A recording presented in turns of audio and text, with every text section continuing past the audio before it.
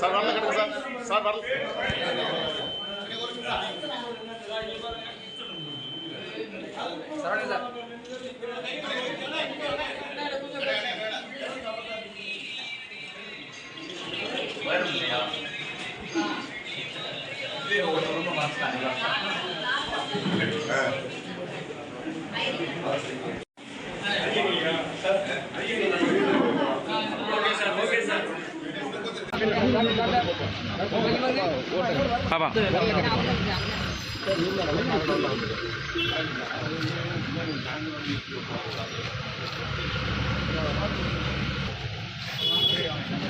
அப்படி லைட்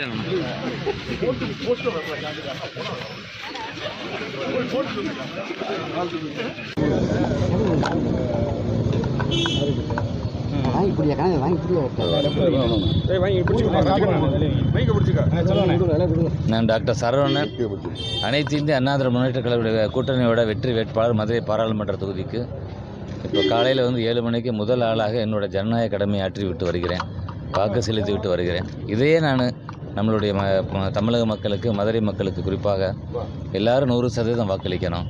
சிந்திச்சு பாருங்கள், நாடு இருக்கிற நிலையை பாருங்கள். கடந்த ஆட்சியில் அதிமுக ஆட்சியில் புரட்சி அம்மா அவர்களுக்கு பிறகு புரட்சி தமிழர் எடப்பாடி அவர்கள் ஆட்சியில் எத்தனை திட்டங்கள் மதுரை வாக்காளர் பெருமக்களை சிந்தித்து பார்க்குறாங்க.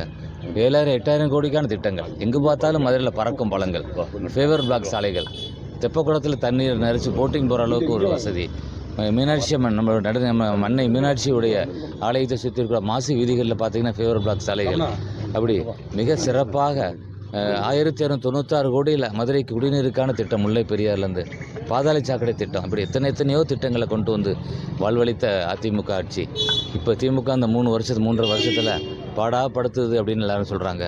விலைவாசி உயர்வு, வரிக்கு மேலே வரி, போதை மாநிலம், அம்மா கொண்டு வந்த திட்டம், தாலிக்கு தங்க திட்டத்தை மூடிட்டாங்க, அம்மா உணவகத்தை மூடிட்டாங்க, அம்மா மினி கிளினிக்கை மூடிட்டாங்க, அம்மா கொண்டு வந்த லேப்டாப் திட்டம், மாணவர்களுக்கு கொடுத்த திட்டத்தை இவங்க மூடிட்டாங்க. எங்களுக்கு பெரிய இடைஞ்சல் இந்த திமுக ஆட்சி. வணிகர்கள் புலம்புறாங்க, என்ன திமுக ஆட்சியில் எங்களுக்கு ஒரு இது இல்லைங்க. பத்திரப்பதிவு துறையில் பார்த்திங்கன்னா 1 சென்ட் இடத்த வாங்க முடியல. எங்களால் சாமானியப்பட்ட மக்கள் கஷ்டப்பட்டு சம்பாரித்து வர்றோம், எங்களால் அந்த இடத்த வாங்க முடியல. அதற்கான எல்லாத்தையும் கூட்டிட்டாங்க, விலைகளெல்லாம் கூட்டிட்டாங்க. பத்திரப்பதிவு விலைகள் எல்லாமே எல்லா இடத்துலையும் முறைகேடு நடக்குது, ஊழல் நடக்குது திமுக ஆட்சியில்.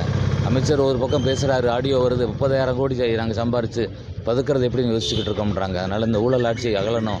2026 ஒரு ஆட்சி மாற்றம் வந்துடும் எடப்பாடி தலைமையில் நாங்கள் நம்புகிறோம். அதுக்கு அச்சாரமாக இந்த 2024 நாடாளுமன்ற தேர்தலில் ஐயா எடப்பாடியோட வெற்றி சின்ன ரெட்டையில, புரட்சி தலைவரோட சின்ன ரெட்டையில, புரட்சி தலைவர் அம்மாவோட சின்ன ரெட்டையில, புரட்சி கலைஞர் விஜயகாந்த் அவருடைய இயக்கம் ஆதரவு கொடுத்துருக்க சின்ன ரெட்டையில. இது ஜெயிக்கணும் ஐயா, தமிழ்நாட்டில் இது ஜெயிக்கணும், ரெட்டையில ஜெயிக்கணும் ஐயான்னு எல்லாரும் அவ்வளவு ஆதங்கமாக தெரிவிக்கிறாங்க. எங்கள் விரல் எல்லாம் 2வது பட்டன் ரெட்டை இலைக்கு தான் போகுதியான்னு எல்லாரும் சொல்கிறாங்க. ரெட்டை இலை மதுரையில் ஜெயிக்குது, தமிழ்நாட்டில் ஜெயிக்குது, ஒட்டுமொத்தமாக 40 தொகுதியிலையும் ஜெயிக்குதியா. நன்றி.